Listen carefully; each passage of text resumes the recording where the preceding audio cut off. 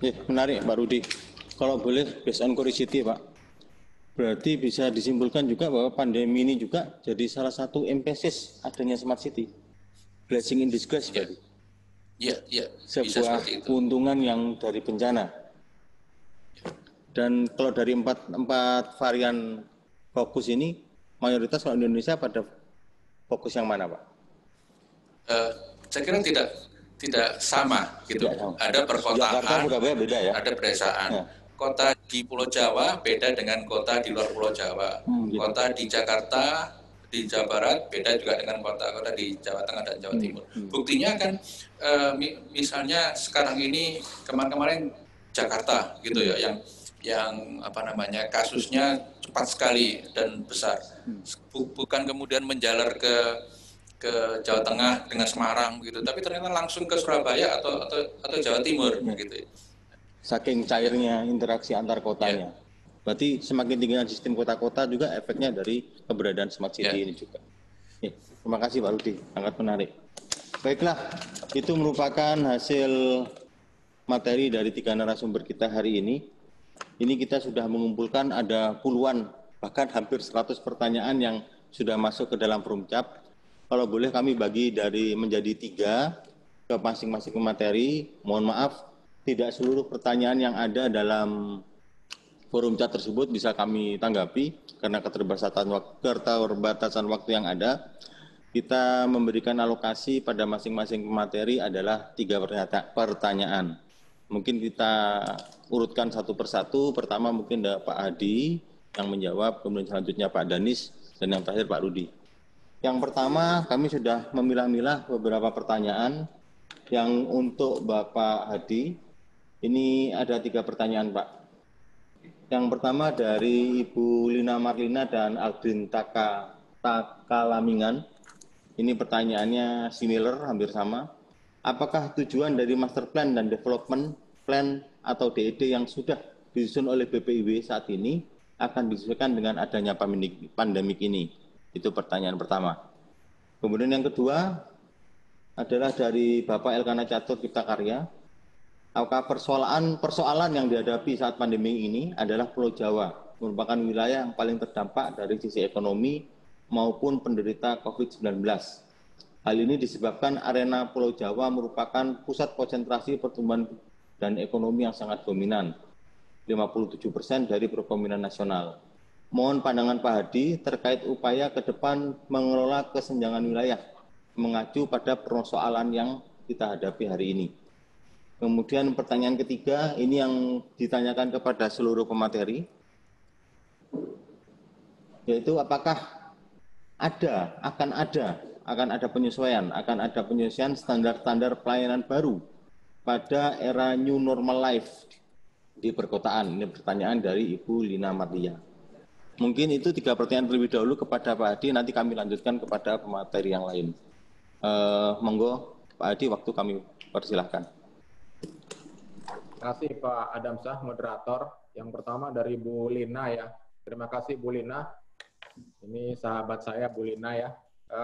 Mengenai master plan atau rencana terpadu yang dibuat oleh BPIW, memang kita sedang memulai untuk menambah variabel-variabel baru.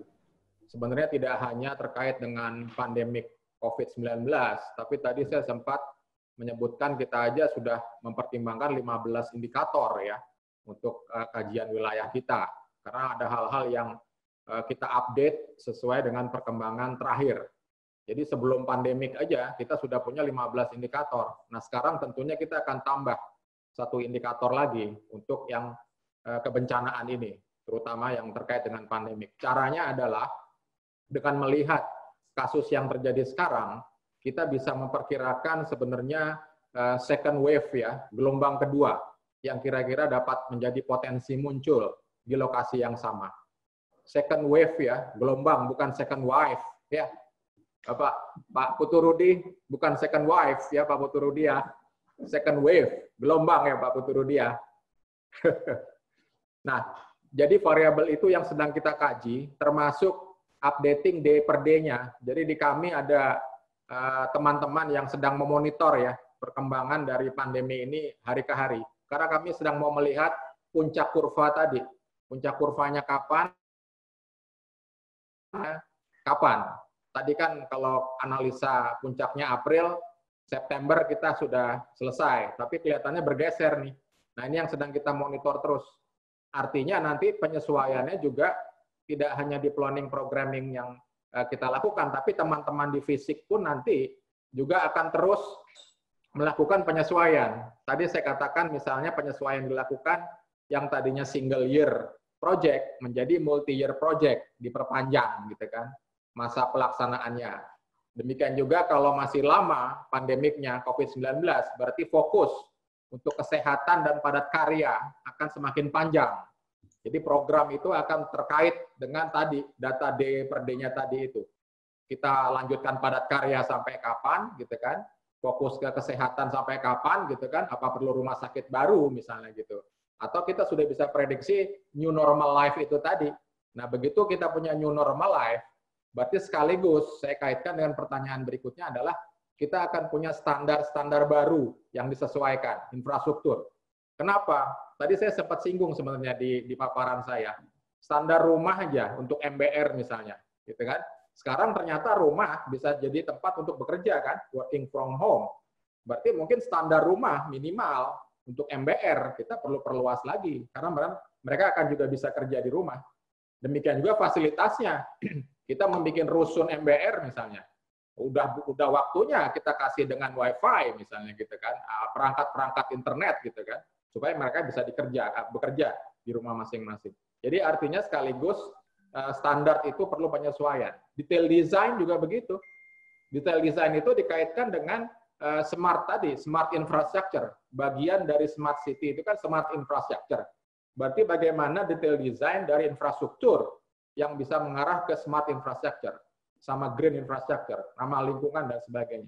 Jadi saya kira ini suatu saat di mana kita akan evaluasi ya dengan lesson learn yang ada ke depannya akan ada penyesuaian-penyesuaian seperti itu. Saya kira nanti payungnya bisa Capman, Permen dan sebagainya ya untuk penyesuaian standar ataupun desain-desain seperti itu. Nah, ini kita lakukan bersama-sama dengan teman-teman UNOR. Jadi prinsipnya yang pertama itu. Kemudian tadi terkait dengan Pulau Jawa, kan tadi stressingnya katanya 57% masih fokusnya kegiatan di Pulau Jawa. Ya sebenarnya kita disparitas ini penanganannya agak terlambat. Kenapa? Kita akui bersama ya, ini orang kalau bergerak, penduduk bergerak, itu pasti yang pertama itu adalah mencari tempat kerja kan, bekerja gitu kan. Nah sekarang potensi lapangan kerja itu kelihatannya masih terfokus di Pulau Jawa. Yang kedua, penduduk ya bergerak begitu kan, itu akan mencari tempat untuk katakanlah dengan fasilitas pendidikan gitu kan. Nah kelihatan mungkin kampus-kampus masih banyak di Jawa.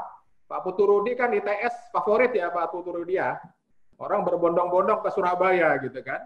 Nah ini mungkin saatnya kita mendistribusikan fasilitas-fasilitas itu termasuk kampus ke daerah-daerah ya yang lebih banyak lagi, tidak hanya di ibu kota provinsi. Bahkan katakanlah kabupaten-kabupaten di Kalimantan Timur, Kalimantan Tengah, dan sebagainya. Jadi bagaimana kita mendistribusikan ya fungsi-fungsi ekonomi kegiatan itu keluar Jawa, supaya pergerakan orang akan keluar Jawa.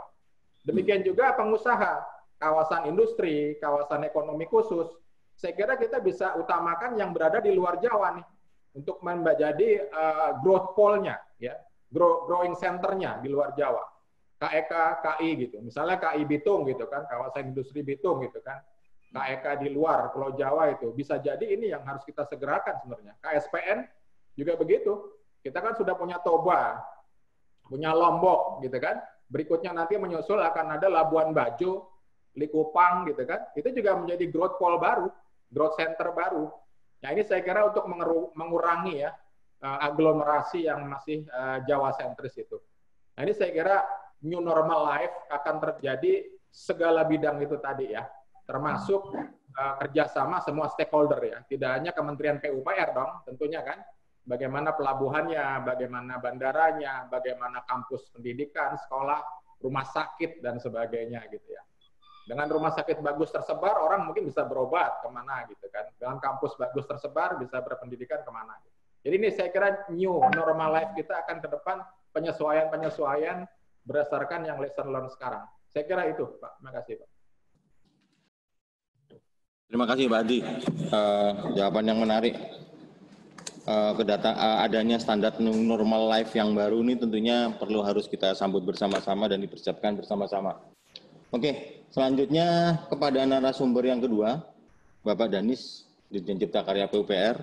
Cuma hanya minta maaf, kebetulan Pak Danis tidak berada di tempat, nanti akan disampaikan melalui WhatsApp dan akan diteruskan jawabannya oleh host kepada sang penanya langsung. Yang pertama, saya bacakan saja dulu pertanyaan dari partisipan pada Bapak Danis ini. Yang pertama dari Bapak Charles Sianturi, Cipta Karya, tentang bagaimana pelaksanaan skema KPBU dalam kondisi pandemi COVID-19. Kemudian yang kedua, pandemi COVID-19 tentunya berpengaruh pada capaian program Jual Rumah di NPSR karena adanya kebijakan PSBB. Kira-kira bagaimana PUPR mengatasi hal tersebut, mengingat sektor swasta seperti pengembang juga terdampak. Ini pertanyaan dari Ristian Megaputra. Kemudian yang ketiga, pertanyaan dari Kasih Farudin. Dilihat dari penyebaran COVID-19 di Indonesia, senantiasa naik secara akumulatif setiap hari. Begitu juga dengan kenaikan positif COVID-19 per harinya. Langkah konkret yang bagaimana yang dilakukan oleh Dirjen Cipta Karya agar penyebaran COVID-19 di kabupaten kota cepat berkurang. Sedangkan penerapan PSBB yang sudah dilaksanakan di beberapa daerah kabupaten atau kota, namun kenaikannya tetap positif terus naik. Nah, 3 pertanyaan ini nanti akan kita sampaikan secara WhatsApp kepada Bapak Dirjen dan nanti akan direspon langsung oleh host langsung kepada penanyanya melalui forum chat. Karena itu mungkin langsung belanja kepada pertanyaan untuk Pak Rudi. Ini ada 3 pertanyaan juga, Pak. Yang pertama dari Arif Rahman Balitbang. Melihat fenomena pandemi COVID-19 di mana setiap orang diwajibkan untuk menjaga jarak satu sama lain untuk mencegah penularan wabah, apakah konsep pengembangan kawasan perkotaan yang kompak dan berkepadatan tinggi masih relevan? Menarik ini pertanyaannya. Misal, terkait penataan kawasan berkepadatan tinggi dan pembangunan rumah susun. Ataukah harus ada konsep adaptasi dari modifikasi dari pendekatan-pendekatan yang sudah ada? Jadi intinya apakah rusun itu masih layak kan begitu? Apakah apartemen high density itu masih layak? Itu pertanyaannya. Apalagi kalau kita lihat secara futuristik kadang-kadang pemukimannya tidak hanya sekedar itu, kadang bentuknya tablet-tablet kapsul-kapsul seperti itu, Pak. Kemudian yang kedua, ke bawah. Apakah smart city sudah diwujudkan di Indonesia? Jika iya, kota mana saja? Apakah pengembangan kawasan tangguh bencana baru sebatas gagasan atau konsep atau sudah mulai diwujudkan di Indonesia? Ini pertanyaan dari Yasnita Yusmiati Dahlia. Kemudian pertanyaan ketiga sama dengan yang tadi pertanyaan diajukan kepada Pak Hadi, apakah ada standar-standar pelayanan baru pada era new normal life di perkotaan terkait dengan implementasi smart city? Berarti mungkin Pak Rudi diharapkan ada ide Pak untuk perencanaan permen kota pintar gitu misalnya. Kan belum ada Pak permen kota pintar. Inti-inti idenya. Mungkin begitu. Pertanyaan monggo Pak Rudi, waktu kami berikan untuk menjawab 3 pertanyaan ini. Baik, terima kasih Pak Adam. Yang pertama soal compactness gitu ya, sebetulnya ada debat tentang variabel density. Jadi density itu dianggap sebagai masih muti.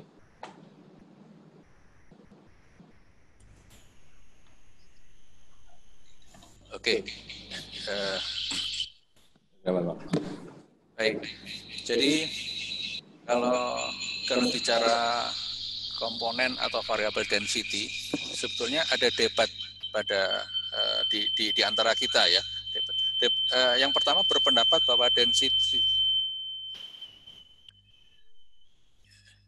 yang pertama mengatakan bahwa density itu adalah penyebab utama penularan sebetulnya, sehingga density harus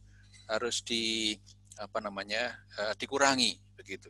Tetapi yang kedua ada pendapat berbeda bahwa density itu kalau kita pahami secara horizontal memang akan cenderung akan mengurangi atau meminimize personal space ya. Tetapi kalau density itu kita hubungkan dengan konsep vertikal, sebetulnya kan bisa saja tidak setiap orang human skill-nya atau personal space-nya bisa saja tetap atau bisa juga ditambah sebetulnya karena ruangnya kan berkembang ke atas gitu ya. Sehingga kemudian ada pertanyaan, kalau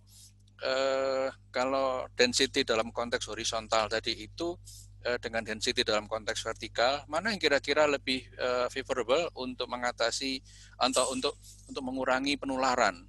Kalau menurut saya selama ini kan yang banyak adalah yang banyak terjadi, banyak diungkap. Datanya Pak Hadi barangkali bisa banyak berbicara di sana, adalah density dalam konteks horizontal, seperti itu ya. Ada di kampung-kampung, ada di kawasan permukiman padat, apalagi di tempat-tempat kumuh misalnya. Di kasus yang terbaru di Surabaya begitu ya, salah satu pabrik rokok itu ada sekian 500 di rapid test yang ternyata berimplikasi reaktif ada sekitar 180 lebih, bahkan mungkin lebih kondisinya. Karena apa? Karena mereka di pabriknya sendiri itu personal space-nya atau distancing-nya sangat rendah, sangat kecil. Juga mereka bekerja di kampung-kampung yang kepadatannya juga sangat tinggi begitu. Nah, ini yang saya kira kalau kita bicara mana lebih favorable, yang kalau saya mengatakan tetap saja density dipertahankan, tetapi vertikal begitu. Kalau mereka ini seperti apa? Kalau mereka berkumpul di public space gitu, di daerah-daerah seperti itu. Tentunya di daerah-daerah yang pengembangan vertikal tetap harus dibangun, tetap harus disediakan public space yang tetap mempertimbangkan personal space sesuai dengan protokol kesehatan ya, social distancing dan sebagainya itu gitu. Sehingga kalau sekarang misalkan social space-nya kalau sekarang public space-nya ada katakanlah 1 hektar gitu katakanlah untuk satu kawasan vertikal, maka nantinya harus bisa ditambah menjadi lebih banyak lagi di sana demi untuk mengakomodasi protokol mengenai physical distancing. Jadi saya lebih tetap sepakat dengan complexity, tetapi complexity yang secara vertikal, gitu ya. Nah, adaptasi ya, adaptasi ya, itu juga ya, tetapi tetap saja dalam konteks apa? Dalam konteks vertikal maupun horizontal. Saya tetap kalau saya cenderung proses adaptasi itu dilakukan tentunya nanti ya setelah sekarang seperti begini, nanti post pandemik akan ada beberapa adaptasi, tetapi lingkungan hunian mereka, lingkungan pengembangan kotanya masih memungkinkan untuk dikembangkan secara vertikal gitu. Lalu pertanyaan berikutnya, smart city sudah kalau kita baca itu Pak Adam, Bandung sama Surabaya ya. Jadi tapi yang lain-lain juga sudah mulai mengadopsi. Artinya mengadopsi itu bisa 1 dimensi atau 2 dimensi gitu ya, dari 6 dimensi tadi.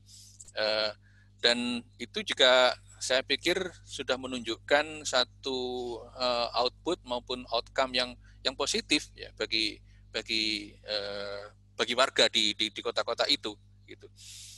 Nah, kemudian ada ke standar, ya ini harus mengalami penyesuaian ya. Jadi kan logikanya begini, kalau kita jadi akibat pandemi ini WFH, maka tempat-tempat kerja itu kan occupancy rate-nya rendah. Ketika kita mengalami kenyamanan baru, tinggal bekerja dari rumah, maka kemudian dan efektivitasnya sama, ya. Artinya kita bekerja 8 jam per hari di rumah maupun di kantor, ternyata efektivitasnya sama begitu, hasilnya sama, outputnya sama. Mengapa tidak dari rumah saja bekerjanya? Nah, kalau itu kemudian diyakini sebagai nilai-nilai baru atau the new normal misalnya, kenapa tidak berikutnya office space itu atau tempat-tempat kantor, ruang-ruang perkantoran itu tidak lagi perlu dimanfaatkan. Nah, berikutnya adalah begini, artinya apa? Ketika ruang-ruang bekerja itu pindah ke rumah, maka rumah pun juga dia kena imbas, harus membesarkan, meningkatkan personal space-nya. Karena kan sering kita bekerja dari rumah itu ada interferensi dari anak-anak masih kecil, ada hewan peliharaan dan sebagainya, atau ada beberapa crowd karena lingkungannya kecil. Dan itu yang menyebabkan rumah-rumah baru nanti dibangun mempertimbangkan itu, mempertimbangkan WFH, mempertimbangkan stay at home, karena ternyata sama saja, kurang lebih sama efektivitasnya, outputnya, capaiannya ketika kita bekerja dari rumah maupun kita bekerja di kantor. Seperti itu ya. Itu salah satu hal yang perlu dipikirkan untuk merumuskan atau memikirkan tentang NSPK baru. Kalau bekerja di rumah, dia 8 jam di rumah, working hours-nya ada di rumah, maka kebutuhan prasarananya tentunya juga beralih dari kantor menjadi ke rumah. Kebutuhan air bersihnya, begitu, kebutuhan sanitasinya, kebutuhan listriknya tentunya lebih besar ada di rumah, terutama juga kebutuhan koneksi terhadap internet. Saya kira itu, Pak Adam.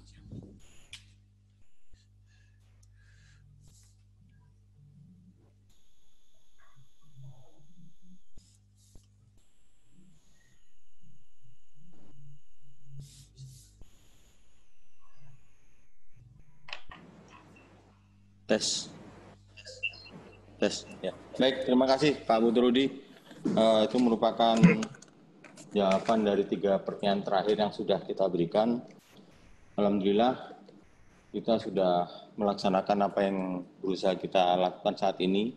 Jadi peningkatan kompetensi dari kesesuaian standar hidup yang baru di masa era pandemik ini mudah-mudahan bisa menjadi hal yang berfaedah dan bermanfaat bagi seluruh partisipan yang terlibat dalam kegiatan ini. Selanjutnya mungkin saya sedikit akan memberikan kesimpulan kepada atas 3 materi yang diberikan oleh 3 narasumber ini. Ini sebuah hal yang menarik kesimpulannya. Yang pertama jelas bahwa ternyata pandemi COVID-19 ini tidak hanya memiliki efek pada satu spektrum saja, tapi terjadi pada seluruh spektrum yang ada di seluruh kehidupan masyarakat Indonesia dan dunia. Nah, yang paling sangat berpengaruh tentunya adalah pada aspek ekonomi, karena hal ini mempengaruhi tingkat kemampuan masyarakat untuk membeli sesuatu untuk dapat hidup secara layak. Strategi pengembangan infrastruktur wilayah merupakan salah satu upaya yang bisa menjadi jembatan untuk peningkatan kapasitas kemampuan masyarakat dalam meningkatkan tingkat hidupnya dengan kondisi yang ada saat ini. Oleh karena itu, ada beberapa strategi yang berusaha diterapkan. Salah satunya yang paling efektif tadi telah disampaikan oleh Pak Hadi dan juga Pak Danis adalah program padat karya. Nah, program padat karya dan program-program yang similar dengan kegiatan ini bisa menjadi salah satu solusi untuk mengatasi permasalahan dampak ekonomi yang timbul akibat pandemik ini. Kemudian juga tadi telah dijelaskan juga oleh Pak Hadi, begitu juga oleh Pak Danis dan Pak Butrudi, memang saat ini dunia sedang berubah. Akan ada normal yang baru. Akan ada the new normal life. Ada beberapa spektrum tadi yang telah diberikan baik itu oleh Pak Hadi maupun oleh Pak Danis tentang ada prospek akan timbul standar-standar yang baru dalam perencanaan infrastruktur wilayah yang ada di Indonesia dengan adanya standar kenormalan yang baru ini. Ada kebutuhan-kebutuhan dasar yang sebelumnya belum menjadi basic need, belum menjadi kebutuhan dasar, tapi akhirnya setelah era pandemik ini menjadi basic need yang utama. Misalnya kebutuhan akan adanya kebutuhan big data, kebutuhan data dan kebutuhan untuk berinteraksi tanpa harus melakukan physical contact. Ini yang menjadi salah satu hal yang memang perlu dipikirkan. Oleh karena itu akhirnya masuk ke dalam aspek konsep smart, saya sebutnya smart entity, Pak. Smart entity yang isinya tadi yang tadi Bapak sebutkan ada 6 unsur tadi. Ada smart living, smart people, smart environment, kemudian apa tadi?